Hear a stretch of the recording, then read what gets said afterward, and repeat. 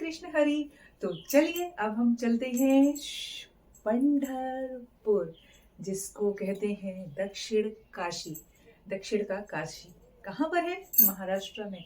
और यहाँ पर क्यों फेमस है ये? क्योंकि यहाँ पर भगवान विट्ठल स्वयं अवतरित हुए थे भक्त पुंडलिक के घर में।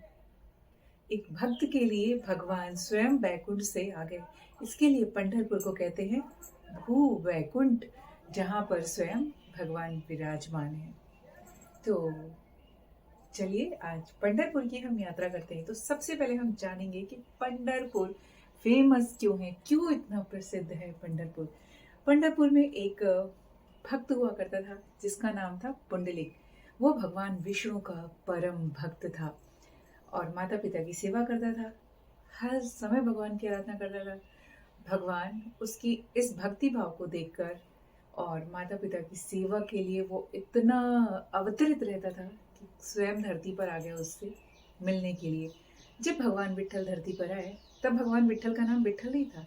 जब भगवान विष्णु धरती पर आए तो उस समय भक्त पुंडलिक अपने माता पिता की चरण दबा रहा था, या पिता उसकी गोद में सर रखकर सो रहे थे।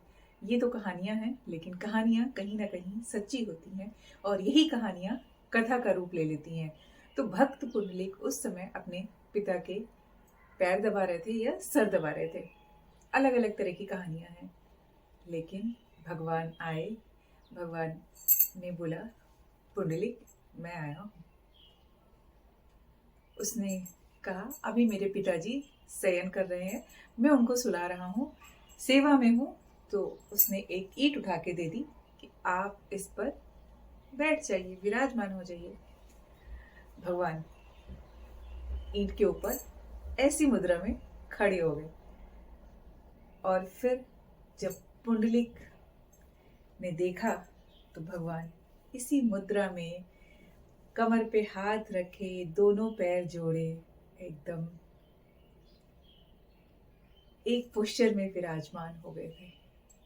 पता है आपको, भगवान विष्णु का नाम तब से विट्ठल पड़ा क्योंकि महाराष्ट्र में ईंट को वीट या विट्ठो कहते हैं। तो भगवान को तब से विट्ठो या विट्ठोवा बुलाया जाने लगा। यहाँ पर रुक्मणी भी आई और रुक्मणी ने पूछा भगवान से, मैं क्या करूं? तो भगवान ने कहा, तुम भी खड़ी हो जाओ। तो वो भी इसी मुद्रा में खड़े हो गए और बहुत ही प्रिय मुद्रा है ये भगवान की, मुझे बहुत पसंद है।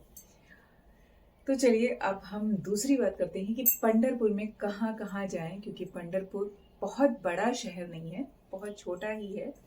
बात भगवान विट्ठल की। अब बात करते हैं चंद्रभागा नदी।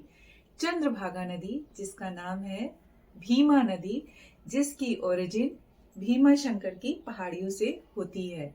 गुप्त भीमा शंकर, जहाँ से कहते हैं कि ये गंगा का ही एक रूप है।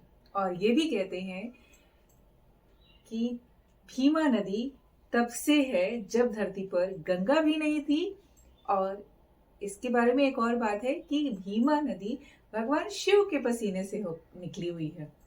तो ये तो हो गई भीमा नदी की बात। अब भीमा नदी को चंद्रभागा क्यों कहते हैं? क्योंकि जब भीमा नदी पंढरपुर गांव में आती है तो इसका जो शेप है, जो इसका आकार है, वो अर्ध चंद्रमाकार हो जाता है। तब से इसको चंद्रभागा नदी कहा जाता है। भीमा नदी के तट पर ही भगवान विष्णु के चरण पद भी हैं, जहां पर आप जाकर देख सकते हैं।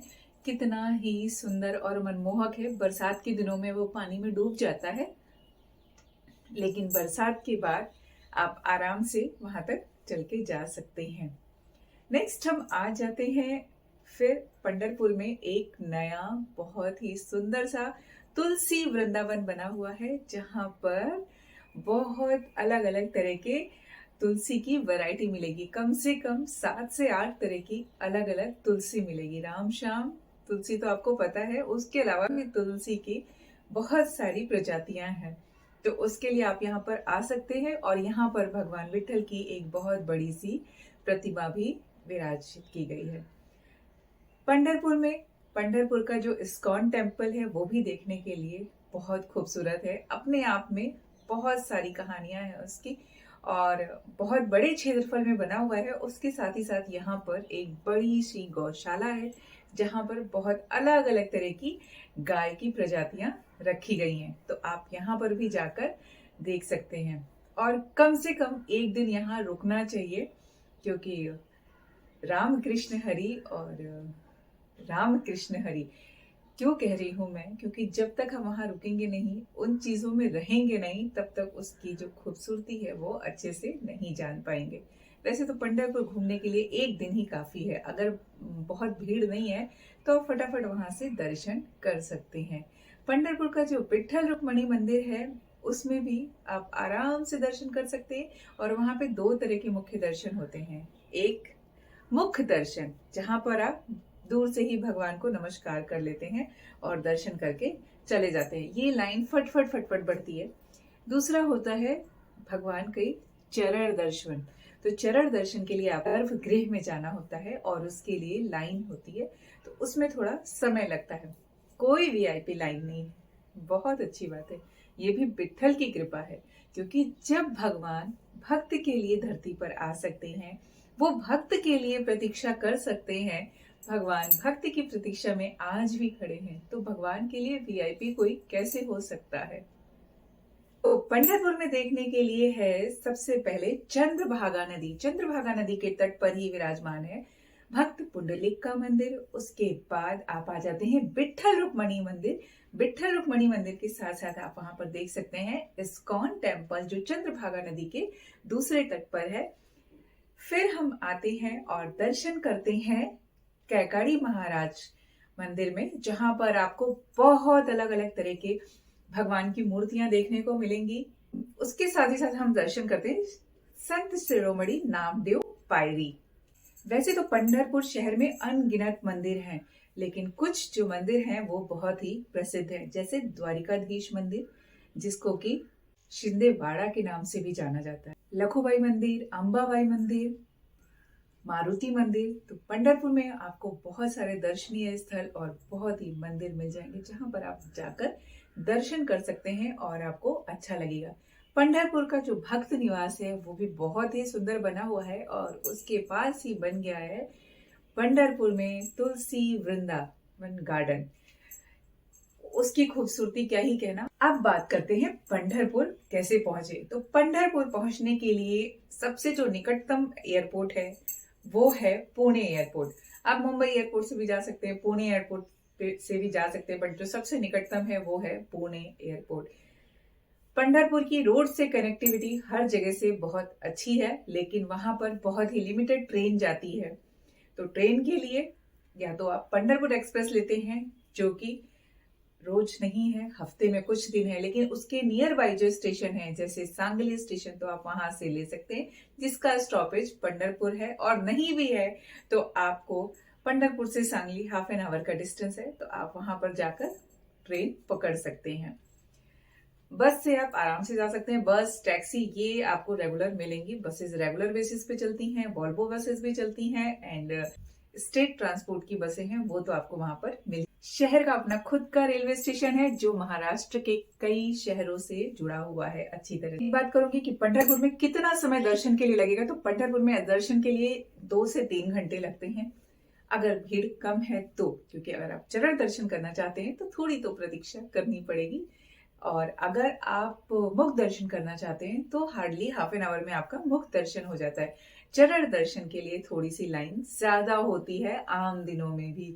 और अगर आप किसी खास दिन पे आते हैं, जैसे आप एकादशी को आते हैं, या और भी कई सारे दिन हैं जब लोग आते हैं त्योहारों के, आपको 5 से 6 घंटे की प्रतीक्षा करनी पड़ेगी। पहले पंढरपुर के जो विट्ठल मंदिर था उसमें प्रवेश नामदेव द्वार से होता था। नामदेव जो कि विट्ठल के बहुत ही बड़े भक्त थे।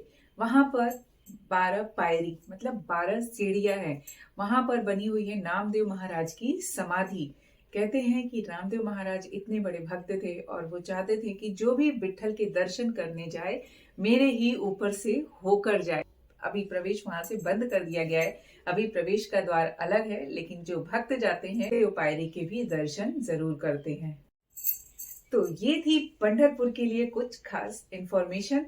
आप कभी भी जाइए पंढरपुर, कुछ चीजें आपको पहले से पता होनी चाहिए। तो हम जब कोई भी यात्रा करते हैं तो हमें ऐसा लगता है कि सब चीजें पता होनी चाहिए, लेकिन एक बात मैं कहना चाहूंगी, जब हम स्वयं उन जगहों पे जाते हैं तो हमारे उन जगह पे जाने के बाद एक्सपीरियंस अलग हो जाते हैं। एक चीज और जो बहुत खास है, जब हम कहीं यात्रा पर जाते हैं तो ध्यान देने वाली बात क्या है कि हम क्या लेकर जा रहे हैं और वहां से क्या लेकर आ रहे हैं।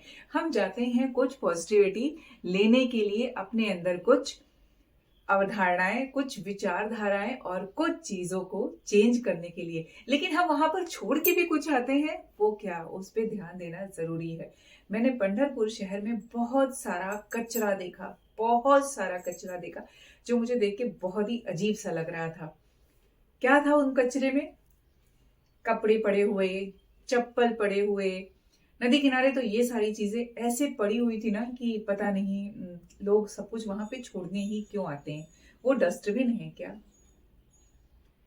फिर आप वहां पर जो क्यू लगी हुई थी, मैंने फोन बहुत पहले जमा कर दिया था, अगर मेरे पास मोबाइल होता तो मैं उन जगहों की वीडियो बना के लाती और आप सभी के साथ जरूर शेयर करती, क्योंकि मुझे बहुत बुरा लग रहा था।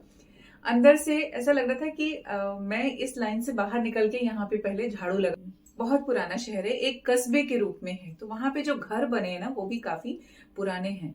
और जो पंढरपुर में जो दर्शन की लाइन लगती है विट्ठल की, वो ऊपर से लगती है, नीचे की गली में जगह नहीं है। ये भी टेक्नोलॉजी अच्छी है ना, नीचे आम जनता को परेशानी ना हो, सब जीवन आराम से चलता रहे, तो नीचे जो जैसा है, जैसे लोग रह रहे हैं वैसे ही रह रहे हैं। घरों के आगे चौड़ी भी नहीं है, बहुत पतली पतली गलियां हैं, और उन गलियों में ही ऊपर से एक ब्रिज बना के, रास्ता बना के उसके ऊपर लाइन लगती है। आप यकीन नहीं मानोगे, और जो लोग गए होंगे ना उनको पता होगा, और जो लोग आगे जाएंगे तो प्लीज ध्यान रखिए। और मैं कहीं ना कहीं ये अपनी बात को प्रशासन तक या ऐसे लोगों तक पहुंचाना चाहती हूँ कि जो कहीं पर भी जाए, किसी भी तीर्थ स्थल पे जाए, प्लीज कचरा करके मत आइए। जो आप लेके जा रहे हैं रैपर, आप जरूर अपना टाइम आप इंजॉय करने नहीं, यात्रा करने जाते हैं दर्शनीय स्थल पर, तीर्थ स्थल पे हम यात्रा के लिए जाते हैं, हमें खुद के अंदर पॉजिटिविटी के लिए जाते हैं, तो वहां पे क्यों अपनी नेगेटिविटी छोड़ के आते हैं? उतनी ही चीजें लेके जाइए जितनी की जरूरत है। मान लेते हैं कि आप लेके बॉटल भी जा रहे हैं, रैपर भी जा रहे हैं, ठीक है, आप अपने पास रखिए, अपने बैग में रखिए, उसको कहीं डस्टबिन में डालिए, ऐसी जगह डालिए जहां पर वो क्लीन हो सके। पंढरपुर में जो पुराने घर बने हुए हैं उनके छज्जे ऐसे हैं। पुराने घरों में आप लोगों को पता होगा कि घरों के जो स्लोप होते थे ऐसे, और दो साइड से ग्रिल लगी हुई है, सेफ्टी के लिए लगी ना, कि लोग उसमें से गिर ना जाए। बट वो ग्रिल के जो चौखटे हैं छोटे छोटे, लोगों ने उसके अंदर से कचरा फेंक फेंक के रखा है। वहां पे ऐसा नहीं कि उनके घरों का कचरा है जो लोग, क्योंकि उनके घरों में ऐसे शायद वो छत भी नहीं होगा कि वहां चढ़ के जाके उतर सकते हैं। अगर होता तो वो लोग जरूर साफ करते। वो छज्जों के ऊपर चॉकलेट के रैपर, पानी की बोतल ऐसे ऐसे करके उसमें डाला हुआ है। तो मुझे बहुत बुरा लगा, मतलब बहुत बुरा लगा। तो ये एक रिक्वेस्ट है कि आप किसी भी तीर्थ स्थल पे जाएं, प्लीज ऐसी गंदगी ना करें। आप जो लेके जाते हैं, या तो वो पूर्णतः खत्म हो, नहीं होता है तो आप उसको वापस अपने साथ ले आइए, या फिर किसी डस्टबिन में डाल दीजिए। डस्टबिन हम सभी को पता है कि हम बच्चों तक को सिखाते हैं, लेकिन ये हरकतें बच्चों की नहीं है। हम सोचते हैं कि हमारे पास कुछ नहीं बचेगा, बस हम मंदिर में जाने वाले हैं, चलो इधर से चॉकलेट खाया, कुछ खाया, पानी पी लिया, बोतल खाली हो गई, फेंक दो। क्यों फेंक दो? आप खाली बोतल अपने पास रखो। ये प्रभु नहीं देख रहा है? ये भी तो प्रभु देख रहा है ना, तो प्रभु सब कुछ देख रहा है। तो कृपया इन चीजों का ध्यान रखिए, और कुछ नहीं। जब दिल करे आप चले जाइए, दर्शन के लिए ऐसा कुछ नहीं है। और दूसरी चीज कि मन चंगा तो कटौती में गंगा। तो गाइस, पंढरपुर में रुकने के लिए बहुत सारे अलग अलग जगह हैं, बहुत सारे आश्रम हैं। मैं जहां पर रुकी थी उसके बारे में मैं आपको बताती हूँ। पंढरपुर में मैं रुकी थी राहुल महाराज भक्त निवास में, जो कि मंदिर से हार्डली 15 to 20 मिनट्स के डिस्टेंस पर है। बहुत ही खूबसूरत बना हुआ है। वहां पर आपको एसी नॉन एसी दोनों तरह के रूम मिल जाएंगे।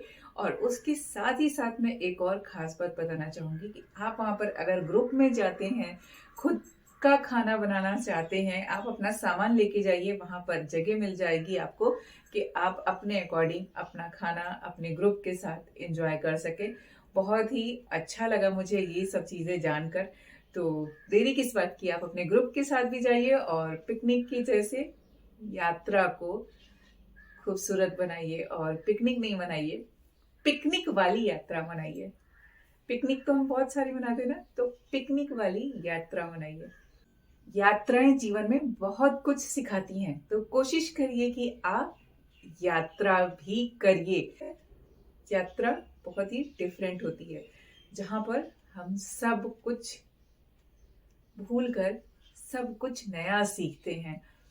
पुरानी चीजें, नई चीजें, और फिर उसमें से कुछ और निकलता है। तो वो होती है यात्रा। यात्राएं करते रहिए, जिंदगी को आसान बनाइए और जिंदगी को एंजॉय करिए। नमस्कार।